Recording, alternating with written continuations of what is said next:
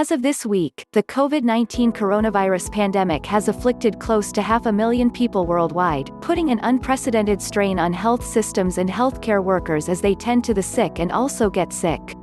But countless others, perhaps millions, are affected by the virus in a different way, locked into isolation, they're lonely. And that's a problem in and of itself.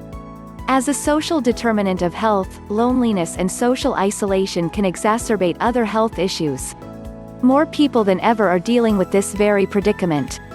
Social distancing, forced quarantines, the widespread shutdown of businesses and strict travel restrictions are producing a concurrent epidemic of loneliness, which can increase the risk for other adverse health outcomes and put further strain on an already overburdened health system. Dr. Gary Call, Chief Medical Officer for HMS, said that about 1 in 3 adults over the age of 45 in the U.S. report being lonely at some point, numbers that reflect a pre-coronavirus world. Those that report loneliness have a 64% increased risk of injuries or dementia, and are 39% more likely to develop coronary artery disease. That obviously is pretty startling, Call said. It could lead to depression-type issues, which as a comorbidity makes things worse.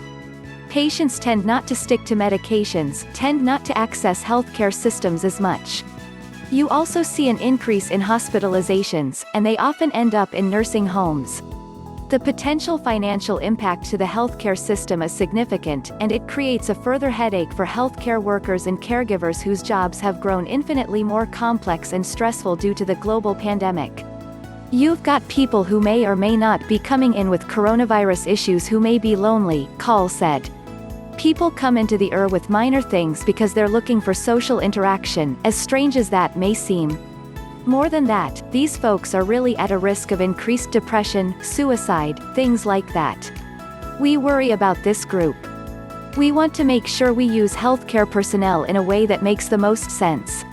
The importance of screening. What makes loneliness and social isolation a tricky thing to pin down is that it cuts across all demographic groups, young or old, healthy or sick, wealthy or poor. Loneliness can afflict anyone.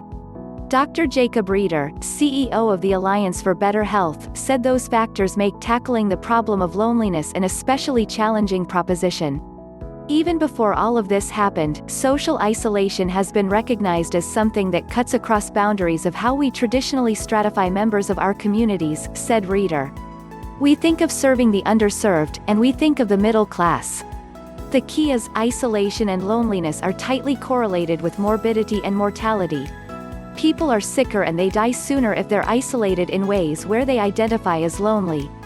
Another challenging aspect of this particular social determinant is the stigma associated with it. Stigmas around other issues are slowly evaporating. Food insecurity has less of a stigma attached to it than it once had, and progress has been made on the depression front as well, with more people prone to report depression today as compared to 10 or 15 years ago.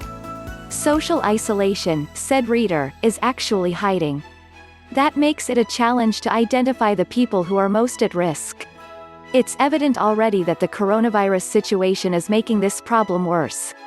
But the extent to which it will make it worse has yet to be determined in any meaningful way, and so it's tough to pin down the appropriate interventions.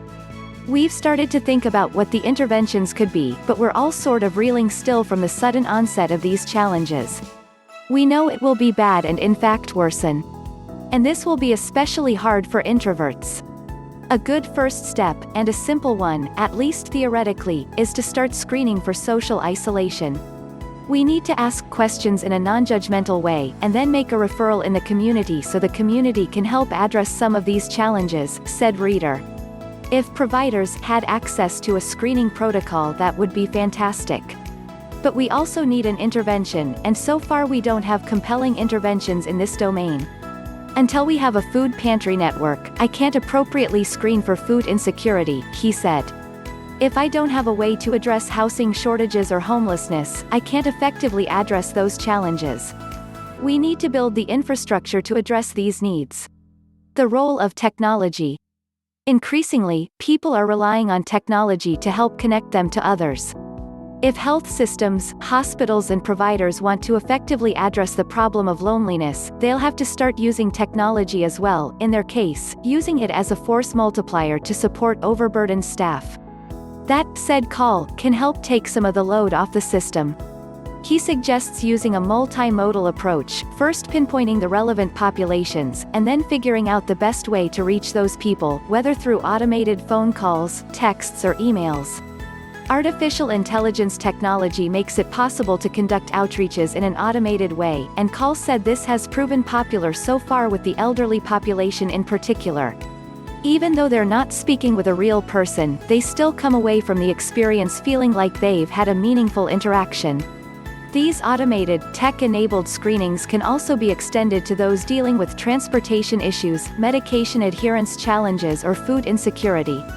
You could do some screening with an interactive voice call system, but if someone answers a question in kind of a red flag way, they can be transferred to a live person at the healthcare facility or health plan, said Call. Or if they need some food assistance, it triggers conversations about some of the food they can access. Doing those on a regular basis really generates a sense of well-being. Somebody's calling, somebody cares. If AI and automation is the steering wheel, then predictive analytics are the engine. It's a necessary component of effective messaging since messages have to be tailored for different parts of the population. When assessing what factors might make a person identify as someone with loneliness or social isolation, it's helpful to cross-check that with SDOH data to create targeted messaging in a way that engages people. Experts in social science and behavioral health are needed to help care teams understand these kinds of things. It's important to have behavioral health experts, Call said. Having that aspect to your messaging is critical to having an effective outreach. You're trying to engage with people and try to change some behaviors. It's also important to have a feedback loop. If a provider is trying to reach out to someone through an interactive voice response call, but they don't respond to it, and respond to text messages instead, that has to be factored into outreach efforts. Likewise, if they only answer the phone after 6 p.m., then calling them multiple times during the day doesn't make sense. Feedback loops also allow healthcare workers to track the outcomes of their interventions, and determine which approaches resonated with certain populations. Building that into an outreach strategy can yield dramatically improved results. And results are important now more than ever. There are wildly conflicting answers as to how long the coronavirus crisis will last, and so the healthcare industry needs to shepherd all of its available resources to ensure that social isolation doesn't become a long-term headache, either for the industry or for the patients it serves. It's important for individuals to find ways to connect as well, and prevent social isolation from happening in the first place. My grandparents sent each other letters, and that was a personal way to connect with each other, said Reader. There's personal letters, there's email. I interact with my mom using Amazon Alexa with a video camera, and it's very easy to use. We should think of what are the plug-and-play opportunities of connecting humans, so they can engage with each other when they can't do so physically.